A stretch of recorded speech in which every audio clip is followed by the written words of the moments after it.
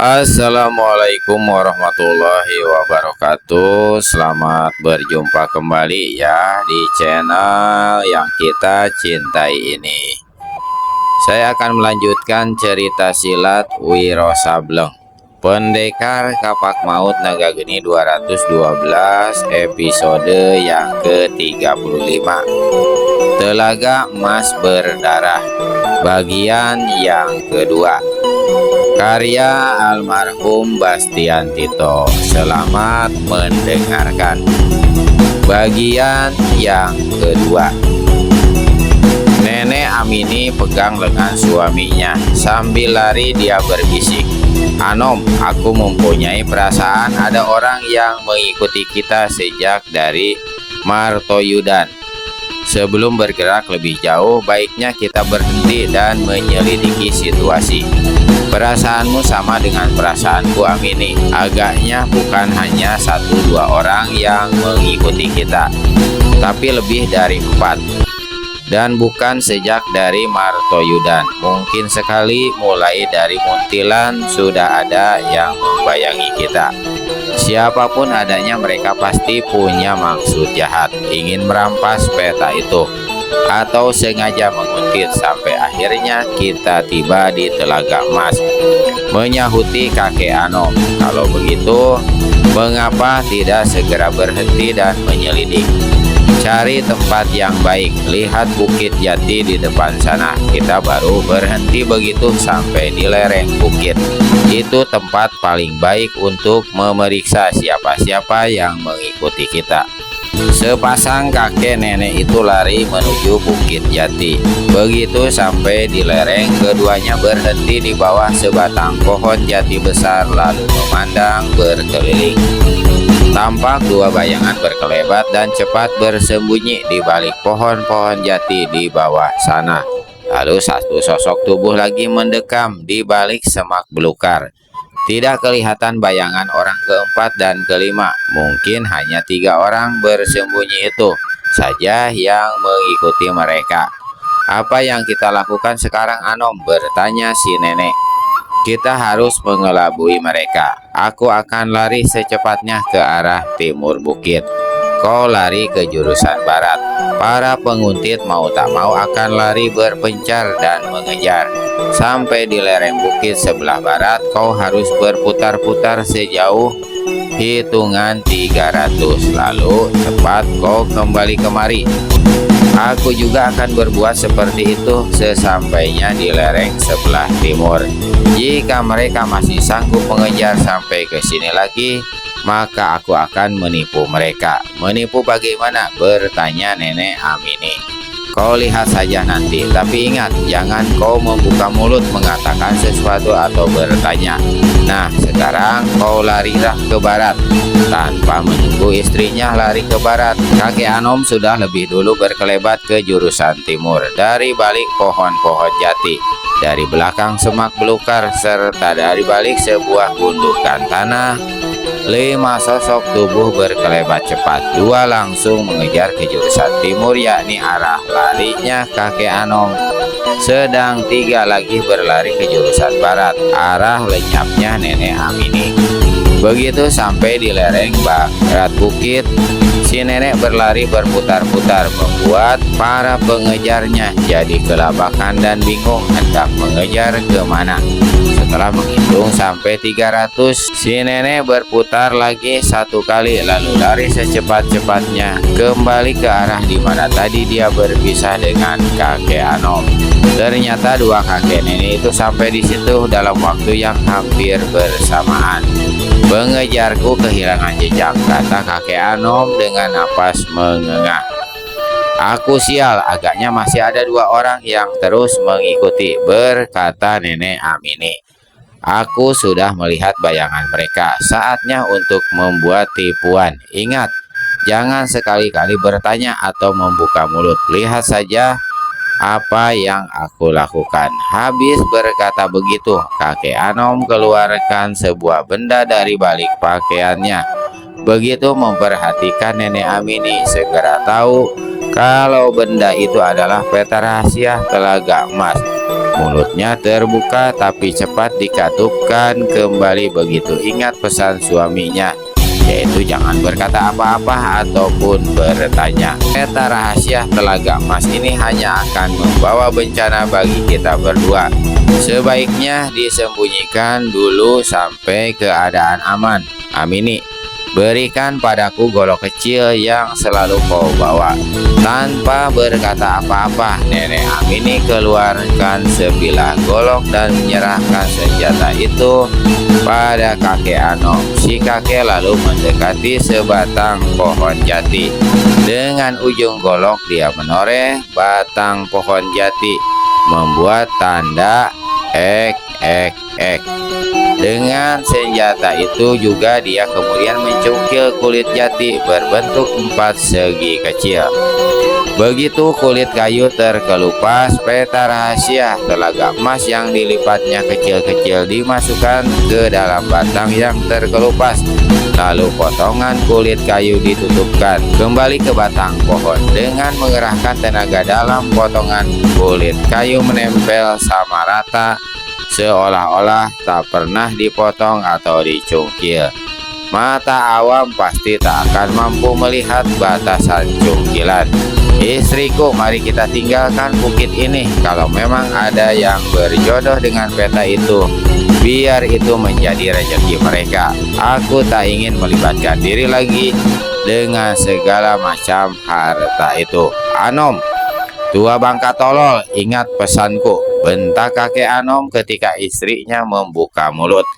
Lalu lengan si nenek ditariknya. Keduanya segera lari menuruni bukit jati.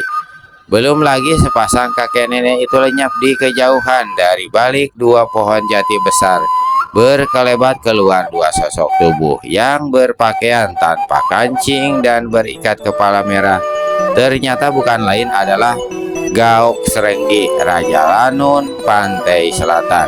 Tangan kanannya tampak dibalut kain putih. Yang muncul bersamanya saat itu adalah seorang kakek berpakaian kotor compang-camping berambut panjang tapi sangat jarang hingga kepalanya nyaris botak.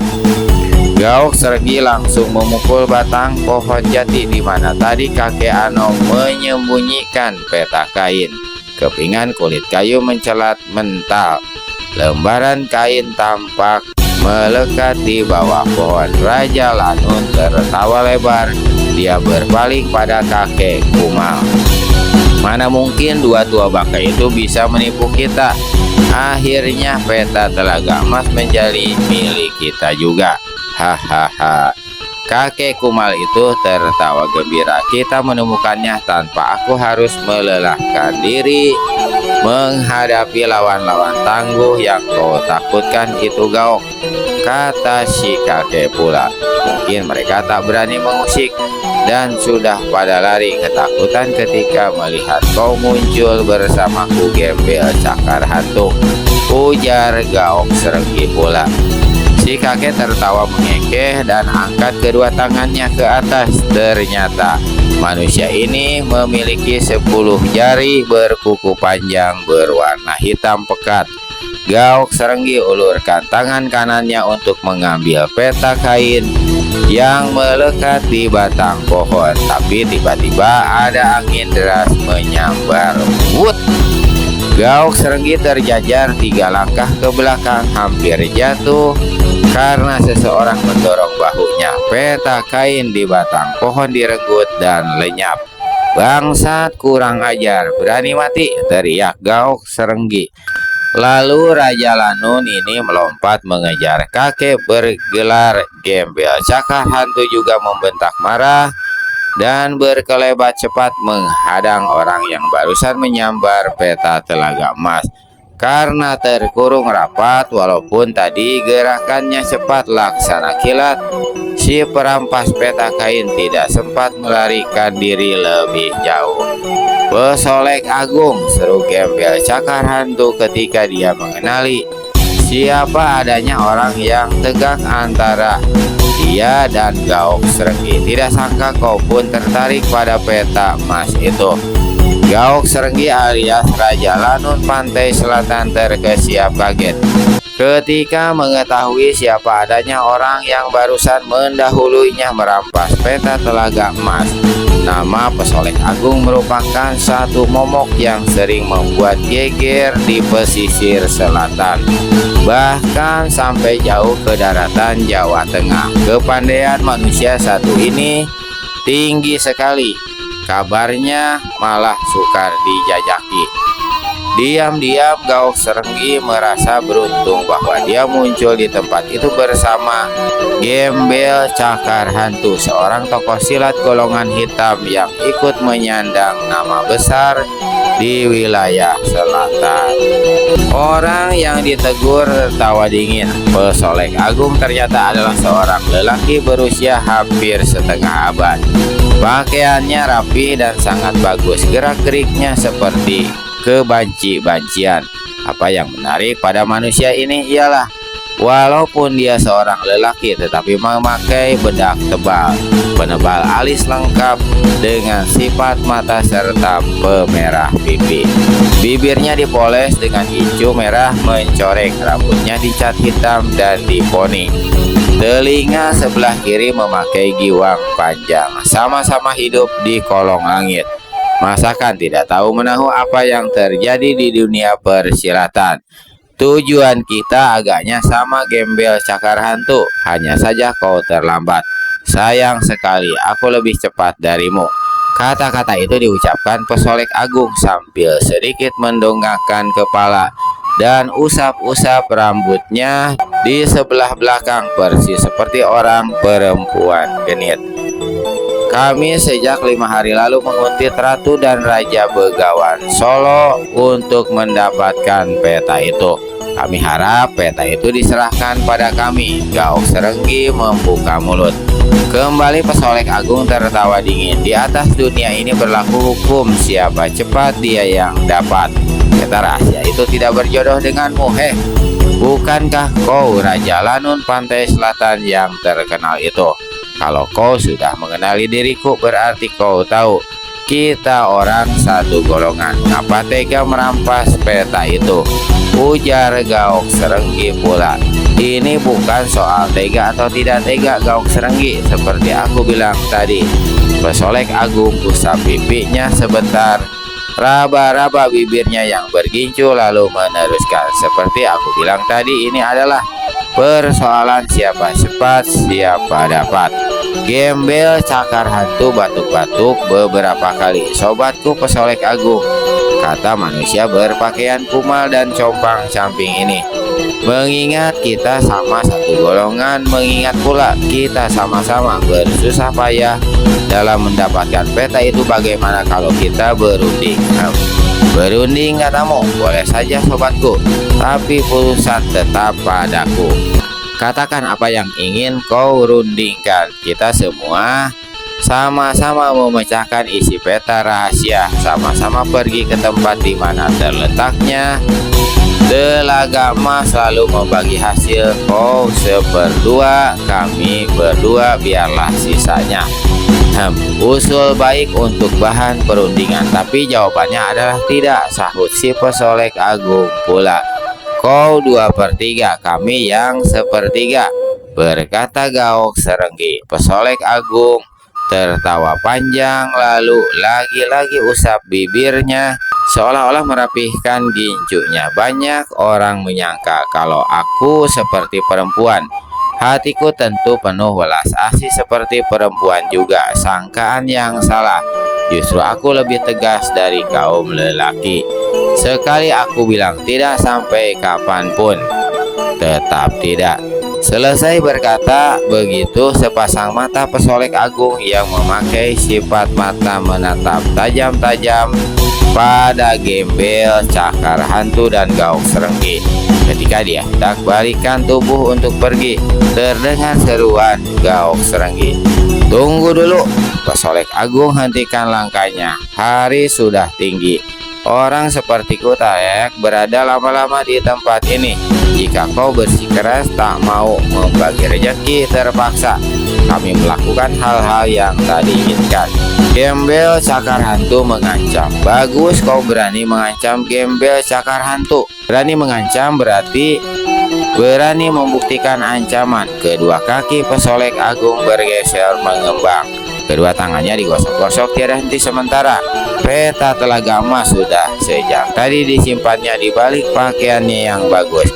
Kalian mau menyerang satu-satu atau mengeroyok sekaligus? Bagi tak ada masalah. Gauk Serenggi yang tahu urusan bakal jadi kapiran tentu saja tak berani menyerang.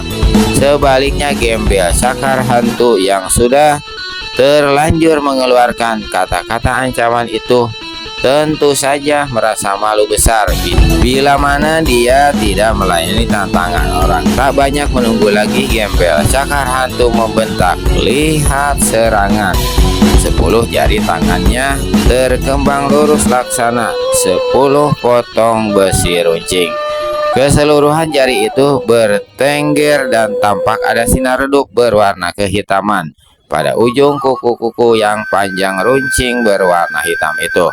Tangan kanan menyambar ke depan ke arah dada. Pesolek agung menunggu sampai serangan berupa cakaran ganas itu datang lebih dekat. Begitu sambaran 5 kuku hitam hanya tinggal sejengkal dari dadanya. Secepat kilat pesolek agung gerakan tangan kanannya ke pinggang. Mendadak sontak ada cahaya berkilau-berkilat menyambar ke arah tangan kanan Gembel Cakar Hantu. Orang ini cepat tarik pulang serangannya, ganti kini tangan kiri yang berkelebat ke arah muka si pesolek agung. "Aih, kau hendak merusak wajahku yang mulus," seru pesolek agung. Sekali lagi pesolek agung gerakan tangannya, kembali ada sinar menyilaukan berkiblat ke arah tangan kiri Gembel Cakar Hantu. Sinar menyilaukan ini mengantar hawa panas luar biasa. Sekali ini Gembel Cakar Hantu tidak mau menarik pulang serangannya seperti tadi. Kedua kakinya dijejakkan ke tanah. Tubuhnya melesat ke atas, dari atas 2 jari tangan menusuk deras ke arah ubun-ubun pesolek agung. "Aih, hendak kau apakan batok kepalaku?" terdengar seruan si pesolek agung. Tangan kanannya dikibaskan ke atas, sinar menyilaukan yang menebar, hawa panas menerpa ke arah Gembel Cakar Hantu. Sekali ini mau tak mau Gembel Cakar Hantu harus membuat gerakan untuk selamatkan diri. Selagi dia melemparkan diri ke samping untuk menghindar tebusan lawan, tiba-tiba sinar menyilaukan kembali berkiblat dan sekali ini menghantam ke arah matanya. Gembel Cakar Hantu menjerit kaget. Bukan saja kedua matanya terasa sangat panas, tapi pemandangannya pun serta-merta menjadi gelap, seolah-olah kini kedua matanya telah menjadi buta. Selagi dia kelagapan mengucak-ucak matanya, satu jotosan melanda dadanya dengan keras. Gembel Cakar Hantu menjerit kesakitan. Tubuhnya terpental satu lompat. Ketika jatuh, pemandangan matanya mulai jernih, penuh amarah. Orang ini gulingkan tubuhnya. Tangan kanannya menyambar ke arah kaki pesolek agung, tapi serangannya luput dan hanya menghantam bagian bawah sebatang pohon jati. Kulit pohon yang terkena sambaran cakaran kuku hitam tampak terkelupas dan batang pohon itu kini kelihatan berlubang kehitam-hitaman. Ketika Gembel Cakar Hantu berpaling, dilihatnya pesolek agung tegak tenang-tenang saja. Di tangan kanannya dia memegang sebuah kaca hias bertangkai rotan. Dia asik melihat wajahnya sendiri di dalam kaca sambil mengusap-usap pipi dan keningnya seperti layaknya seorang perempuan tengah berhias. Kaca itulah yang tadi membuat Gembel Cakar Hantu kepanasan dan kesilauan.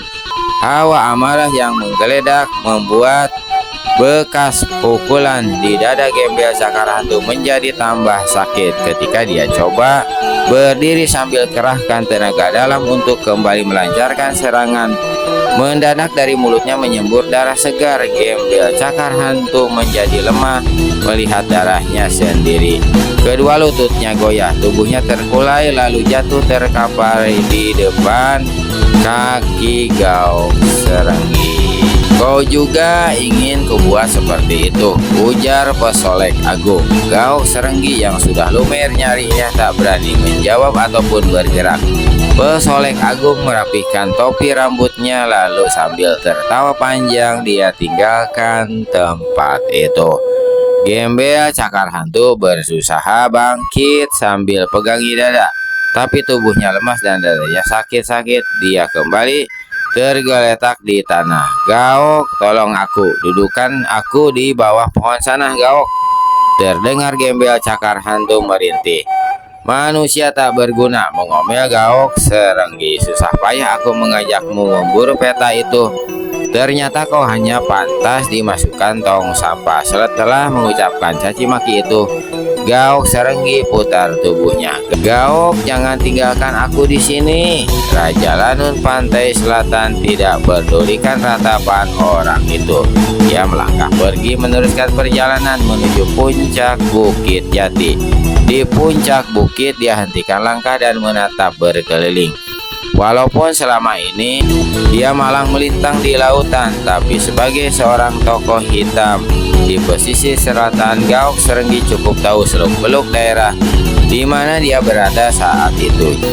Jika Ratu dan Raja Bengawan Solo mengadakan perjalanan ke jurusan ini, satu-satunya gunung terdekat adalah Gunung Perahu. Berarti telaga itu berada di sekitar situ. Aku akan menyelidiki ke sana. Begitu Gaok Serenggi berpikir. Sementara itu, sambil bernyanyi-nyanyi kecil karena sudah memiliki peta telaga emas, pesolek agung berjalan santai saja. Di satu tempat dia berhenti dan keluarkan peta kain putih kumal polos. Sama sekali tak ada peta atau gambar apapun di atas kain itu. Kurang ajar, aku tertipu, ujar pesolek agung sambil banting-bantingkan kaki. Kain putih dalam genggamannya diremas hingga lumat. Bangsat, aku akan lihat apakah dua tua bangka itu masih bisa menipuku. Kalau nyawa sudah kucabut dari tubuh mereka. Keparat, jangan sampai kira aku tidak tahu kemana tujuan kalian. Karena melakukan perjalanan menyusuri anak kali Bogowonto, satu hari kemudian akhirnya kakek Anom dan nenek Amini sampai di kaki Gunung Perahu. Saat itu pagi hari, matahari belum tinggi. Puncak gunung tampak gagah disaputi awan putih yang berarak seperti kapas. Menurut peta, kata kakek Anom pula sambil meneliti peta kain yang dikeluarkannya. Sungai yang kita ikuti sejak sehari lalu, bentuk dan likunya persis dengan yang tergambar di sini. Namun di sini ada gambar rumah kecil. Kita sama sekali tidak menemui rumah atau bangunan apapun di sekitar hulu sungai. Dikelilingi kaki Gunung Perahu, kurasa terdapat lebih dari selusit hulu sungai. Belum tentu sungai yang kita ikuti benar-benar seperti yang dimaksudkan dalam peta. Berarti kita harus mengelilingi kaki gunung ini sampai menemukan tanda yang lebih jelas. Memberi pendapat nenek Amini, mengelilingi gunung ini paling tidak akan menghabiskan waktu 5 hari, mungkin seminggu, ujar sang suami. Apa boleh buat, kita sudah sampai di sini. Kalau kita tidak meneruskan, orang lain akan mendapatkan harta itu. Mari, si nenek memberi semangat. Menjelang tengah hari, sepasang kakek nenek itu menemukan sebuah lembah kecil. Di dasar lembah terdapat daerah berbatu-batu, dan di situ ada sebuah cegukan dalam, tapi sama sekali tidak ditemukan air atau telaga. Keduanya meneliti batu-batu yang ada di tempat itu, mencungkil-cungkil, bahkan beberapa kali memecah batu-batu yang ada di situ. Sampai menjelang sore, mereka tidak melihat tanda-tanda adanya emas atau harta terpendam di situ. Dengan tubuh letih tapi masih bersemangat tinggi, kakek Anom dan nenek Amini melanjutkan penyelidikan ke arah timur. Sampai akhirnya mereka menemukan pedataran tinggi yang di sebelah atasnya tampak sebuah bukit batu kecil. Aneh, aku yakin dimanapun daerah di kaki gunung pasti akan subur dan hijau. Mengapa bagian kaki gunung di sebelah sini begitu tandus, hampir tidak ditumbuhi pohon? Aku juga berpikir begitu, menyahuti Nenek Amini. Dan kau lihat, di sana ada tumpukan batu-batu aneh. Ada yang berbentuk seperti tubuh manusia, sebatas pinggang ke atas. Ada yang seperti kursi. Juga ada yang berbentuk meja. Kakek Anom pegang erat-erat tangan istrinya. Amini, bisik si kakek agak bergetar. Aku menaruh firasat kita akan menemukan telaga emas itu. Mari kita naik ke arah tumpukan batu-batu di puncak bukit tandus itu. Ternyata pedataran tinggi yang mereka daki memiliki tanah lembut sehingga meskipun sepasang kakek nenek itu memiliki kepandaian dan ilmu meringankan tubuh yang tinggi, tetap saja mereka seperti menginjak tumpukan pasir.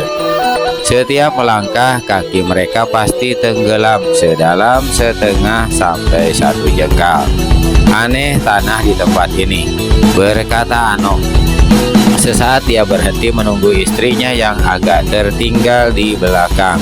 Memandang berkeliling, kakek Anom melihat guratan-guratan besar dan panjang di beberapa tempat.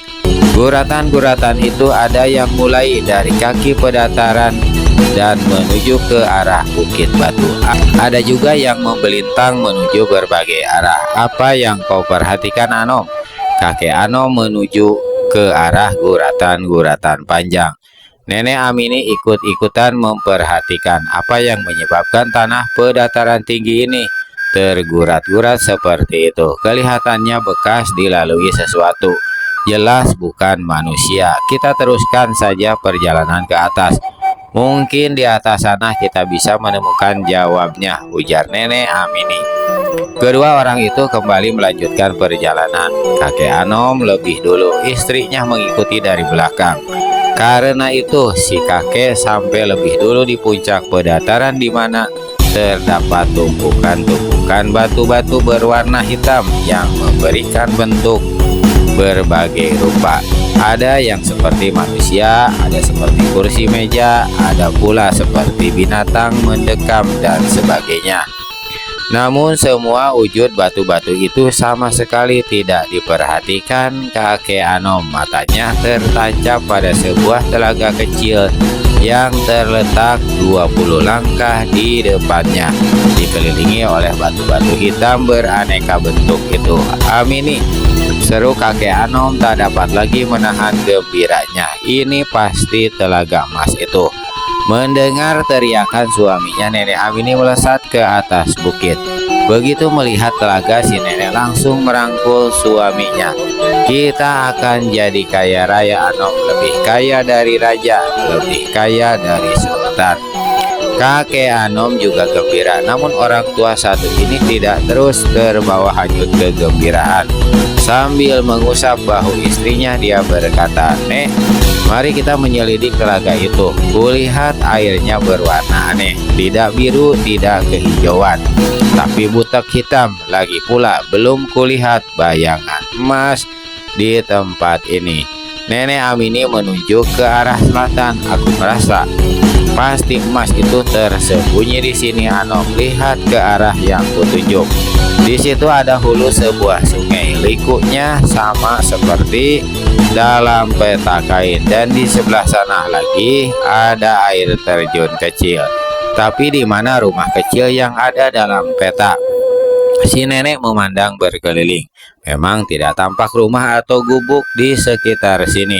Namun bukan mustahil si pembuat peta melakukan kesalahan. Air terjun itu digambarkannya sebagai rumah kecil, atau mungkin juga dia sengaja melakukan itu agar peta itu tidak terlalu mudah dipecahkan.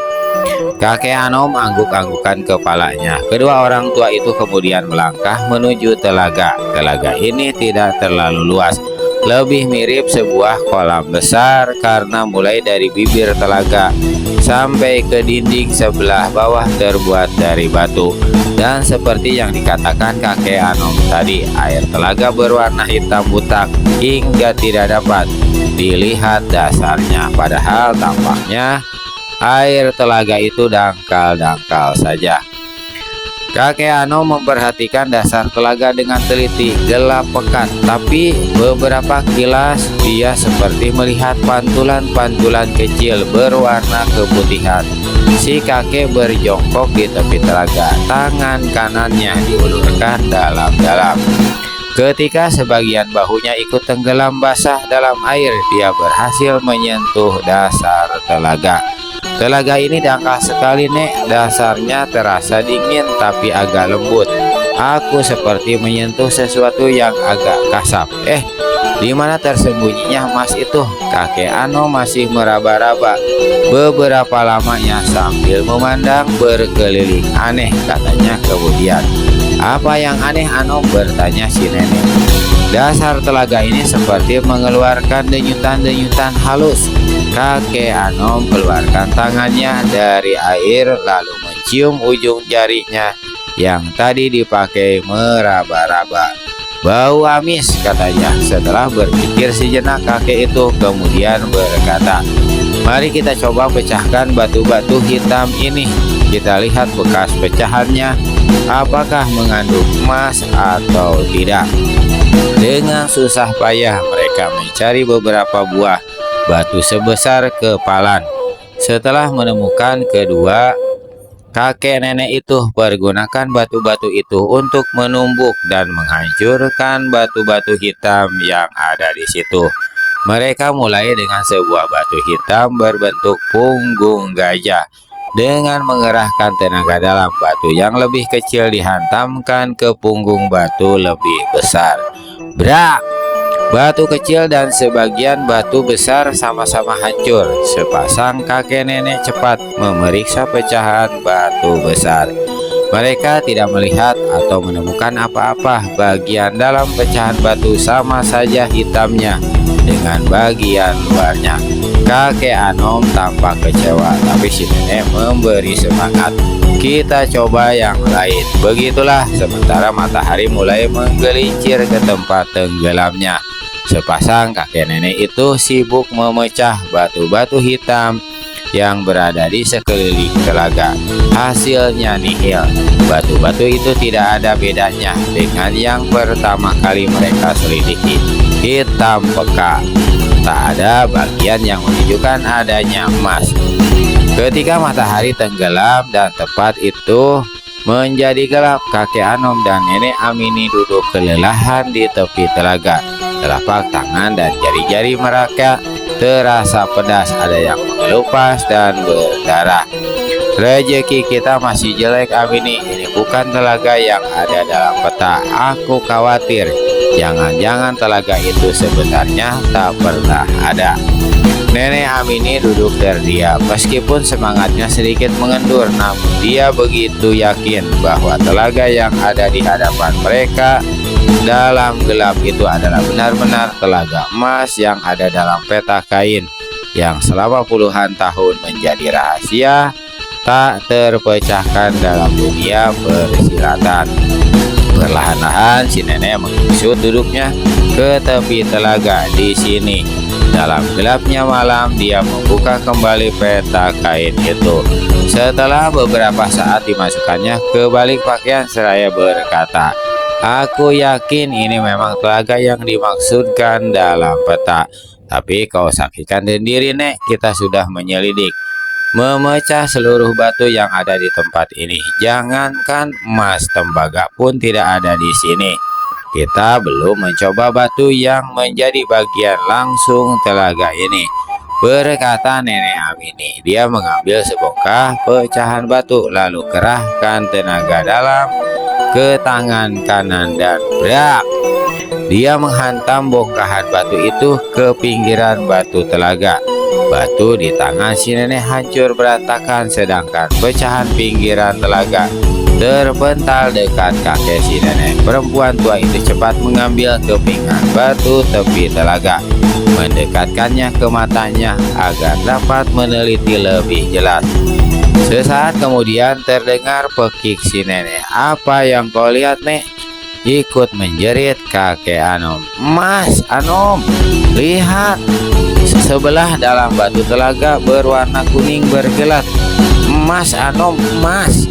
Kakek Anom berlonjak kaget dan rebut kepingan batu dari tangan si nenek, lalu menelitinya. Benar, bagian dalam kepingan batu seolah-olah ditutup dengan suatu lapisan tipis di sebelah luar, tampak berwarna kuning pekat. Si kakek masih kurang percaya. Ia membungkuk meneliti bekas sumbingan tepi telaga, dan batu di situ pun jelas tampak berwarna kuning emas. Si kakek langsung peluk istrinya. Keduanya berangkulan gembira dan menari-nari. 3 tahun lebih membuang waktu ternyata tidak percuma. Kita betul-betul akan jadi kaya raya, lebih kaya dari raja seperti katamu tadi. Si nenek peluk suaminya dan berteriak girang tiada henti. Tiba-tiba perempuan ini ingat sesuatu lalu berkata, "Tapi kita tidak boleh serakah, kek." Apa maksudmu?" "Emas yang ada di sini harus kita sisihkan sebagian untuk murid Sinto Gendeng." Ya, aku setuju."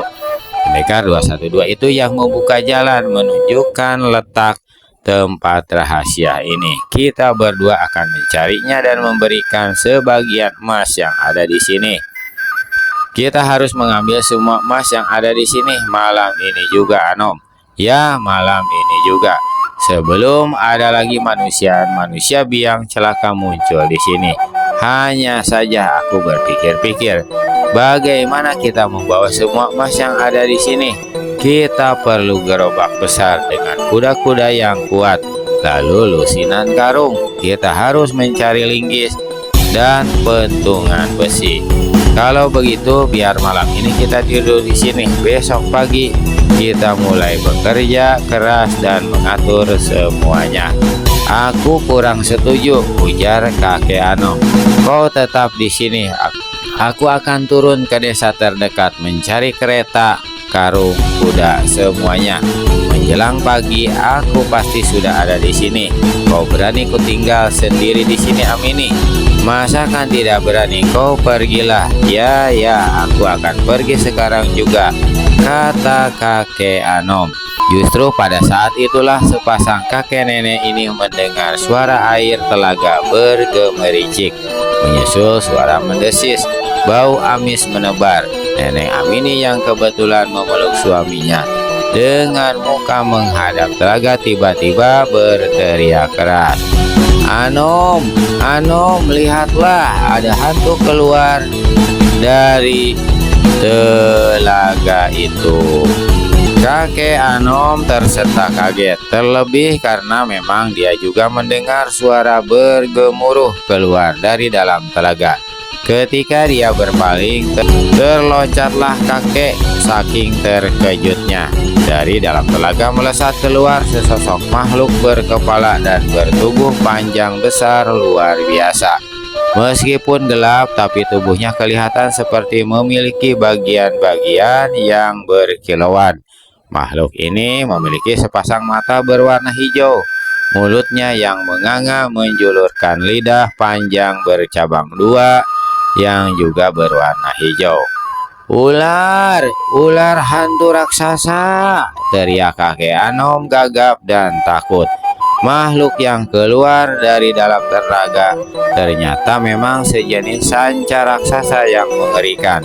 Sisik di tubuhnya sangat tebal dan bagian-bagian sisik inilah yang memantulkan sinar berkilauan. Binatang ini entah ular beneran, entah makhluk kejadian, keluarkan suara mendesis. Desiran ini menyebar bau amis dan udara dingin menegakkan bulu roma. Tiba-tiba makhluk ini melesat ke kiri ke arah nenek Amini yang tegak dengan tubuh gemetaran. "Amini, Selamatkan dirimu, lekas melompat, teriak kakek Anom. Tapi terlambat. Hanya beberapa kejapan saja. Begitu makhluk seperti ular raksasa itu membuka mulutnya, tubuh nenek Am ini seperti tersedot, amblas lenyap masuk ke dalam mulut itu. Sesaat masih terdengar jerit si nenek, setelah itu lenyap. Kerak! Makhluk dalam telaga katupkan mulutnya. Sepasang kaki nenek Am ini laksana dipotong pisau besar, buntung dan tercampak di tepi telaga. Darah membasahi batu-batu, tepi telaga dan air telaga. Betapapun takutnya kakek Anom, namun melihat kematian istrinya mengenaskan seperti itu, maka rasa takut berganti dengan amarah. Makhluk biadab, ku pecahkan kepalamu, si kakek berteriak lalu melompat. Tangan kanannya menderu ke arah kepala makhluk berbentuk ular. Buk! Kakek Anom seperti memukul tembok besi, tangan kanannya remuk hingga dia menjerit kesakitan. Sebaliknya makhluk menyerupai sanca raksasa itu sedikit pun tidak bergeming. Ia mendesis, lalu dari dalam telaga dangkal melesat keluar bagian tubuhnya yang berbentuk ekor. Ekor ini menyambar deras ke arah kakek Anom. Dalam keadaan kesakitan setengah mati, si kakek masih sempat melihat datangnya bahaya maut. Dia jatuhkan diri. Ekor makhluk menghantam batu berbentuk tubuh manusia. Batu hitam itu hancur berkeping-keping. Kembali makhluk itu mendesis. Bau anyir dan hawa dingin membersit. Sebelum kepala si makhluk dengan mulutnya yang terbuka datang menyambar, kakek Anom cepat berguling jauh, selamatkan diri. Mulut makhluk menghantam tanah berlapis batu-batu dan tanah ambruk, meninggalkan lubang besar. Begitu berhasil selamatkan diri, kakek Anom cepat berdiri lalu tanpa tunggu lebih lama lari meninggalkan tempat itu secepat yang bisa dilakukannya sambil tiada henti meneriakkan nama istrinya. Amini, Amini. Makhluk dalam telaga sorotkan pandangan mata mengikuti arah larinya kakek Anom. Tapi dia tak bergerak, agaknya tak hendak mengejar orang tua itu. Perlahan-lahan dia rundukkan dan ulurkan kepalanya ke arah tepi telaga di mana tercampak kepingan batu yang mengandung emas. Kepingan batu itu langsung disedot dan ditelannya. Kemudian dia merundukkan kepalanya ke bagian tepi telaga yang batunya gompal. Dengan lidahnya yang hijau, makhluk ini mengusap tepi telaga yang pecah dan menonjol emas kuning. Begitu terkena usapan lidahnya yang bau dan berwarna kuning berkilat itu berubah menjadi gelap hitam, tidak beda dengan keadaan sebelumnya. Lalu perlahan-lahan makhluk menyerupai ular sanca raksasa itu turunkan tubuh dan kepalanya masuk kembali ke dalam telaga. Malam di puncak pedataran tinggi itu kembali sunyi senyap. Air telaga sebagian telah berubah menjadi warna kemerahan bercampur dengan darah nenek Amini yang malang. Meskipun Gaok Serenggi berhasil mencapai kaki Gunung Perahu, namun sulit baginya untuk mencari di mana letak telaga emas itu. Apalagi saat itu tiba di sana hari masih malam. Menjelang dini hari, udara dingin bukan kepalang.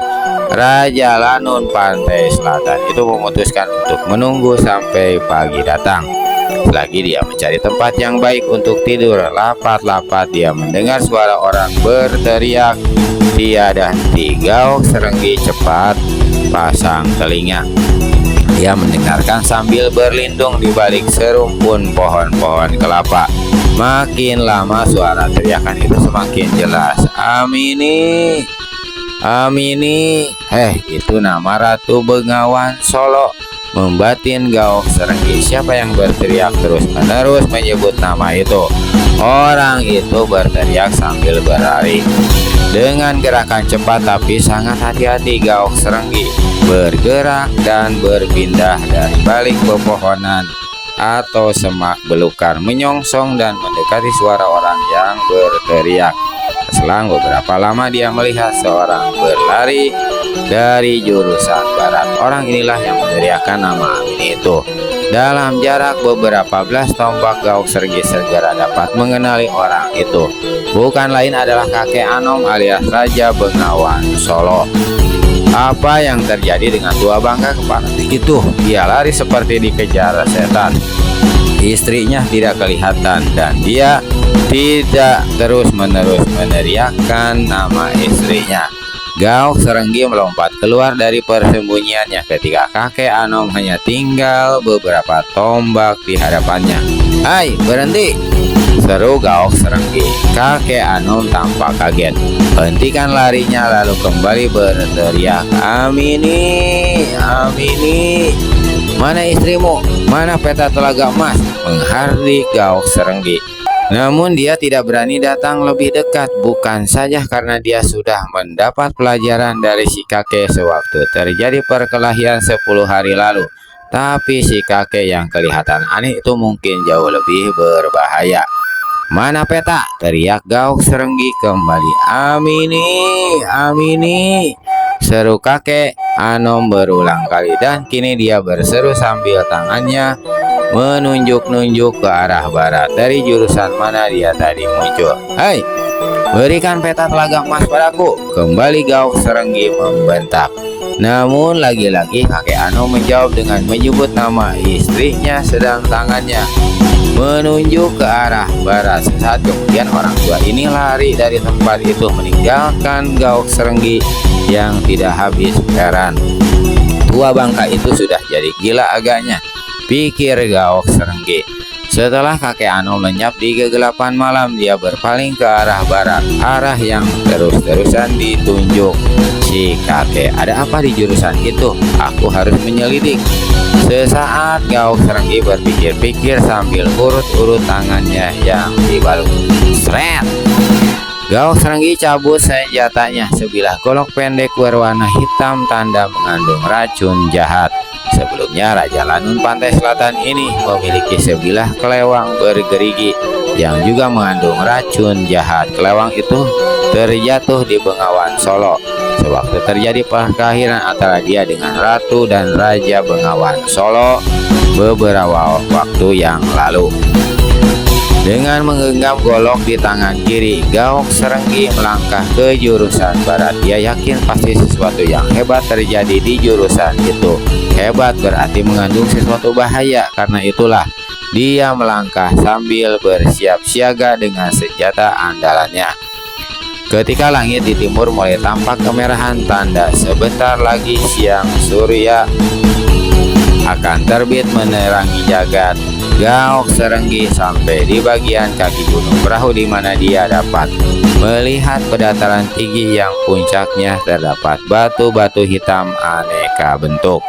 Dalam kepekatan malam yang tengah beralih menuju siang ditambah seputaran sinar kemerahan dari arah timur, batu-batu di puncak pedataran tandus itu tampak angker. Sesaat Gaok Serenggi memandang berkeliling, sepi dan dingin menyungkup daerah itu. Ada debaran aneh terasa di dadanya. Namun Gaok Serenggi dapat menetapkan hati. Dengan langkah tegap dan tabah dia mulai mendaki pedataran tinggi bertanah gembur. Tetapi ketika sang surya muncul di timur, Gaok Serenggi sampai di pedataran. Langsung dia melihat telaga yang dikelilingi bebatuan itu. "Telaga!" desis Gaok Serenggi. Dia melangkah lebih dekat. "Inikah telaga emas itu?" Dia memandang berkeliling. Mendadak mukanya jadi pucat, darahnya tersirat. Sepasang matanya melotot. Di salah satu tepian telaga batu berair hitam tampak menggeletak 2 potong kaki manusia. Darah yang telah kering berceceran di mana-mana. Ketika memperhatikan air telaga, ternyata air yang hitam aneh itu juga berwarna merah sebagiannya. Tempat apa ini? Telaga yang mengandung emas. Tapi Meskipun ngeri, Gaok Serenggi kembali perhatikan sepasang kaki itu. Sepasang kaki yang kurus kering dengan kulit keriputan. Berdiri bulu kuduk Gaok Serenggi. Jangan-jangan kakek gila itu telah membunuh dan menguntungi tubuh istrinya sendiri, pikir Gaok Serenggi. Tapi mana bagian tubuh yang lain? Dilemparkan ke dalam telaga. Dengan hati-hati orang itu melangkah mendekati tepi telaga. Diperhatikan air telaga. Dia tak melihat apa-apa, walau air telaga jelas tampak dangkal. Ada sesuatu yang sesekali berkilau di dasar telaga. Emas, emas, di mana emas itu?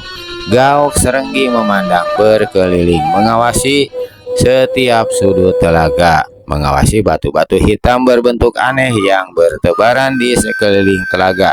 Gaok Serenggi ayunkan goloknya. Terang, sosok batu berbentuk sapi kecil somplak berantakan ketika Gaok Serenggi menghantam ujung batu. Raja Lanun ini pungut salah satu kepingan batu. Saat itu dia membungkuk. Itulah dia melihat ada pecahan-pecahan batu sangat kecil, hampir berbentuk pasir bertebaran di tanah.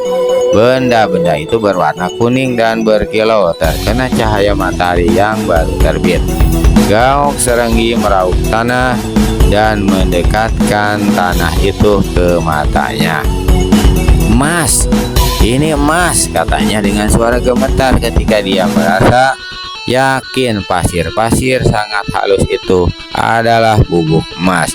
Gaok Serenggi pegang goloknya erat-erat di tangan kiri, lalu seperti orang mengamuk senjata itu dipergunakannya untuk membacok batu-batu yang bertebaran di tepi telaga. Namun dia tidak menemukan apa-apa. Edan, di mana emas itu bersembunyi? Gaok Serenggi menatap ke air telaga. Mungkin di dasar telaga. Aku harus menyelidik.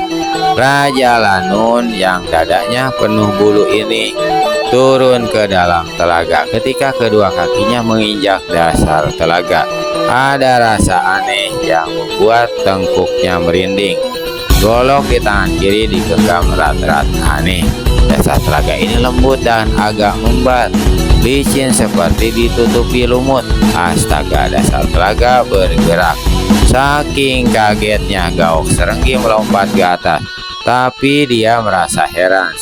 Sebelum dia membuat lompatan, tiba-tiba saja kedua kakinya seperti dihantam ke atas. Ada satu gerakan keras di dasar telaga yang membuat tubuhnya bisa mencelat demikian rupa.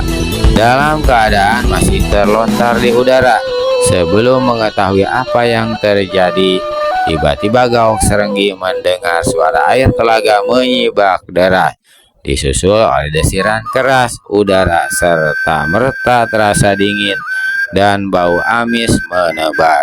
Saat itulah Gaok Serenggi melihat kepala sebuah makhluk mengerikan melesat keluar dari dasar telaga, langsung menyambar tubuhnya. Raja Lanun hanya sempat mengeluarkan jeritan panjang. Kakinya dilahap makhluk berbentuk ular sanca raksasa. Dia meronta dan menjerit-jerit, tapi tubuhnya semakin dalam tertelan dan masuk ke dalam mulut makhluk.